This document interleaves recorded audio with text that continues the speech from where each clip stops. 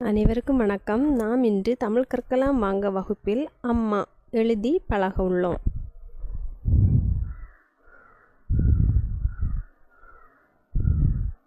ஆ இம்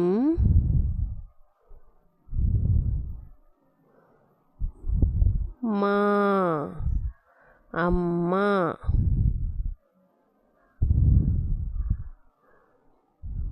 அ இம்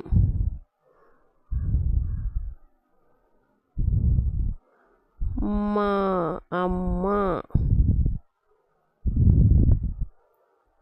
அ இம்